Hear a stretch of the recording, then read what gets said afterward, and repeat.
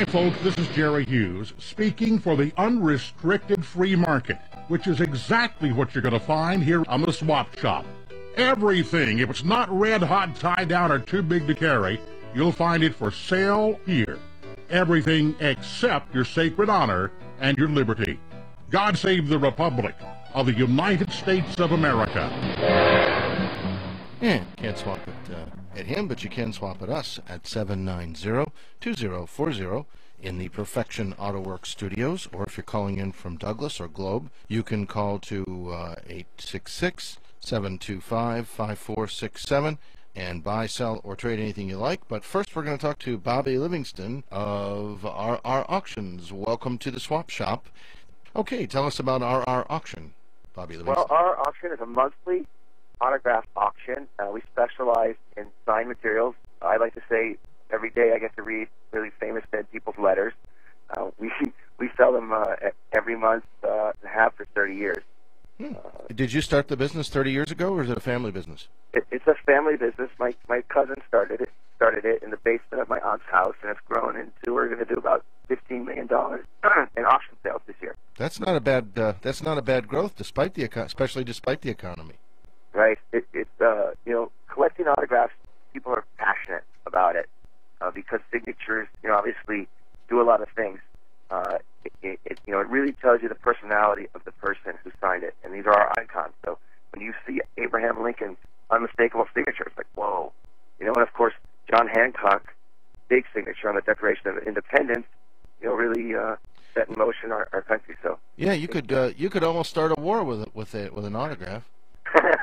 It's been done. Yeah, it's been done. It's not that often, but well, maybe so. Who knows? Actually, maybe probably more often than we realize. The British Parliament did with the Stamp Act and a few other things. So, what's the most interesting autograph you've ever seen, Bobby?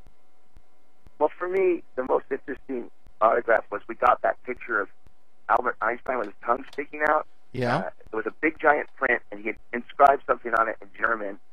And the translation that was given to me didn't make much sense. It must have been done through a software program. So we had it professionally translated.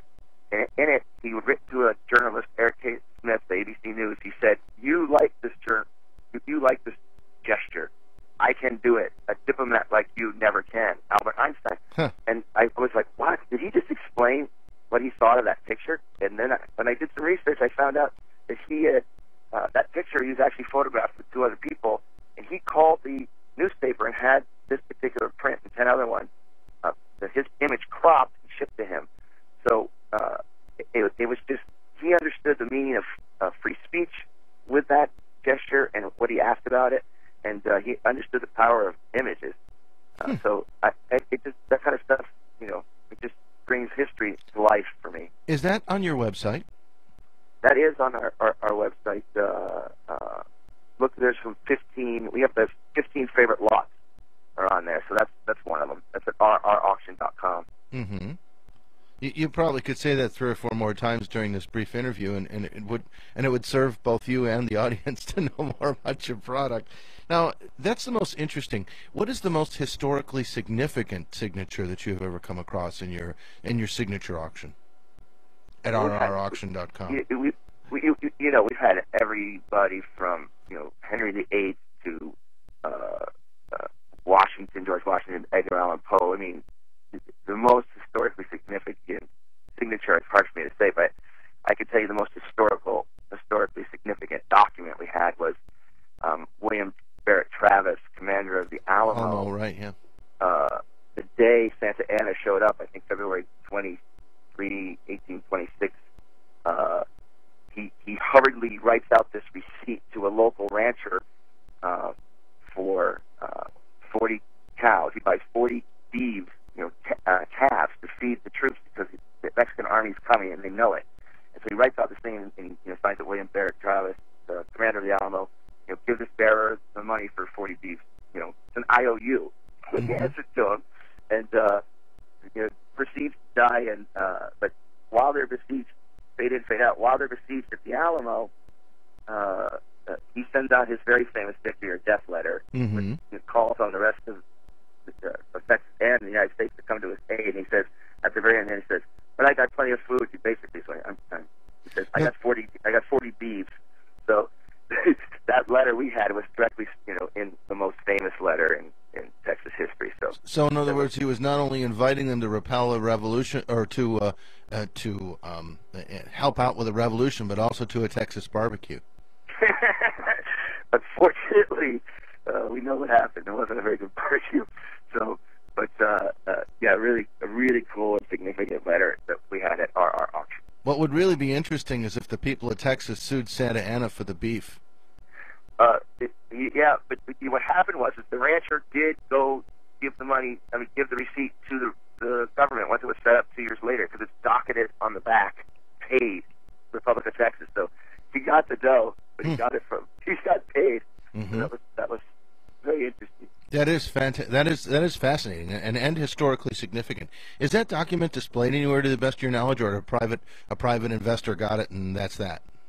The most famous collector of Alamo material bought that, private collector, but I think that gentleman owns the diorama in San Antonio, so I don't know where he displays that, but we have a copy of it on our website as well. Fascinating. And the website again is? It's our auction.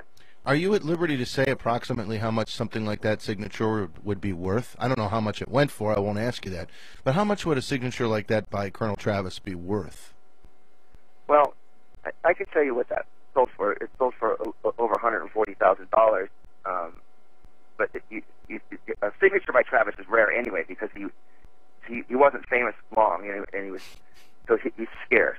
But when you have something that has everything going for it, there's George Washington, for instance. It's not rare.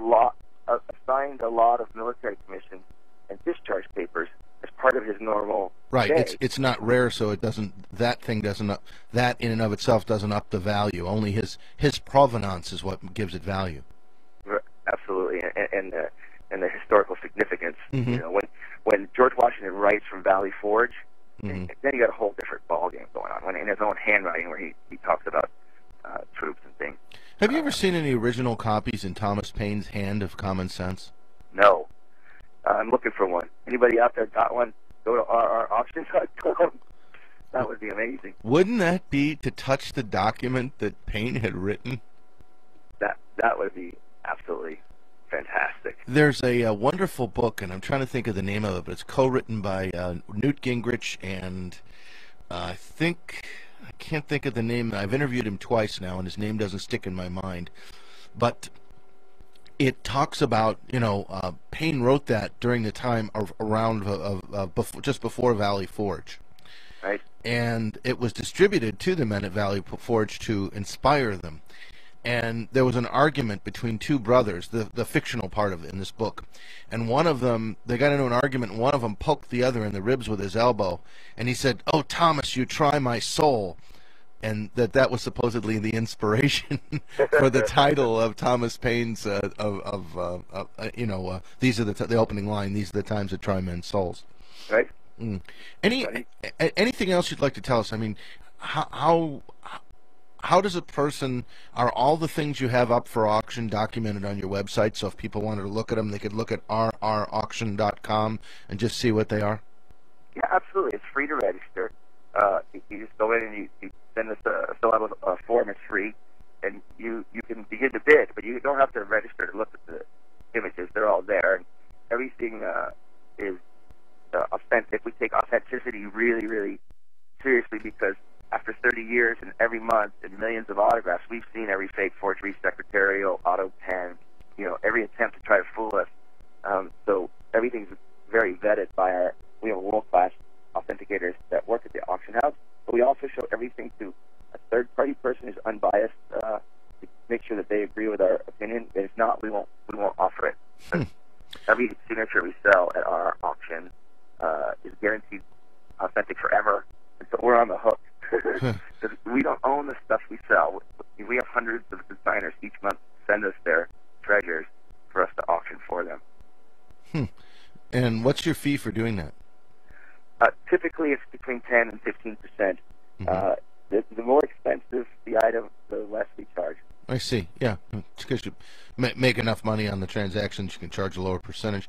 Have you looked at, I don't mean to turn this into anything political, and this isn't a political program, but in terms of authenticating things and detecting forgeries, have you looked at the birth certificate controversy online with the current occupant of the White House? You know, the letter I saw, his letter that he wrote to the state, Mm-hmm. you know, because we would know Obama's signature was fantastic. I mean, that looked like, I thought it was a fantastic letter, but I'm not an authenticator. But I saw it in the letter back from the authorities saying, "Here, take this certificate because this has been a real pain." Normally, the state was going on. At least the letters that I read that Obama wrote, and they wrote back to Obama, was that the amount of work it was taking with all the requests, they were going to finally let go of the full certificate. So I don't know if the story transgressed since then. Is the story what? Is the story they got the long form birth certificate finally? Yeah. Well, that's what they like people to think. There's great controversy over whether or not it's authentic. Definitely the document has been manipulated and photoshopped to some extent. Photoshop being a generic term, it may not have been photoshopped, the program was used on it. But it was obviously, there's a lot of things that are pixelated. Most things are pixelated, and then some things are very much not pixelated, meaning the document was manipulated to some extent. Whether it was done fraudulently or just to darken things in, no one can really tell for sure. Again, it's not political. I just always find it fascinating. Since Obama's mother is certainly a United States citizen, it seems moot to me.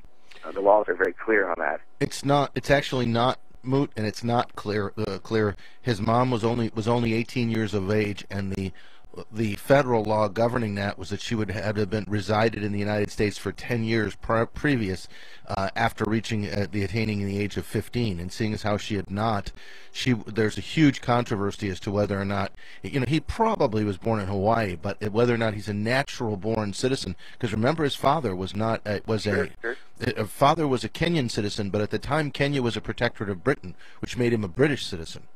I see. Yep. So there's a lot of controversy over that, and a lot of unsettled debate. Doesn't matter, really, though. He's taken the oath of office. He is the president. You're not going to unwind every law he's signed since then.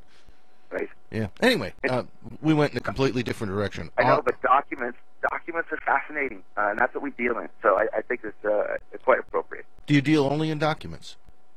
No, we're starting to branch out a little bit. Right now I'm over in Tucson, Arizona for the Space Fest, where there's 20 astronauts and 6 of the moonwalkers. And it's a fascinating field. The moonwalkers, of course, could only take certain personal items into space for them, and it was very controlled. So the things that went down on the lunar surface with some of the moonwalkers are extremely valuable. So we've sold some of their things in the past, and we're gearing up to do a space-themed auction in September. So here in Arizona or nationally?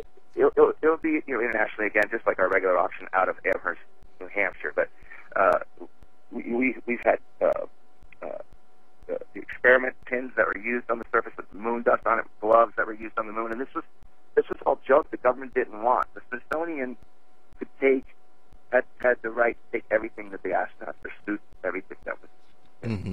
But then there was things that the government was discarding. They were going to survey it. It was called. So that stuff was returned to the astronauts. So some of those things they have are quite desirable and fun. And such as, please give us a listing of them.